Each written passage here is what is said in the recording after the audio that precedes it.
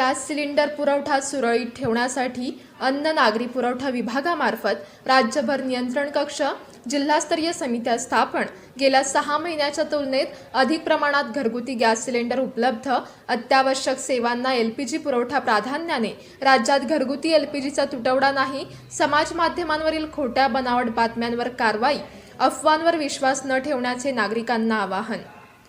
Iran-Israel युद्धाच्या पार्श्वभूमीवर निर्माण झालेल्या घरगुती व व्यावसायिक व्यापाराच्या गॅस सिलेंडर सुरळीत पुरवठ्याबाबत राज्य शासन विविध उपाययोजना राबवत आहे. घरगुती LPG गॅस सिलेंडरच्या पुरवठ्यात अडथळे निर्माण होऊ नयेत आणि संभाव्य टंचाईच्या परिस्थितीत समन्वय साधता यावा, यासाठी राज्य शासनाने जिल्हा स्तरावर विशेष समित्या स्थापन करण्याचा निर्णय घेतला आहे. संपूर्ण राज्यामध्ये LPG सुरळीत ठेवण्याविषयी तसेच पुरवठ्यावर नियंत्रण ठेवण्याच्या अनुषंगाने आवश्यक त्या उपाययोजना करण्याचे निर्देश संबंधित यंत्रणांना अन्न नागरी पुरवठा व ग्राहक संरक्षण विभागाचे अपर मुख्य सचिव अनिल डिग्गीकर यांनी दिले आहेत.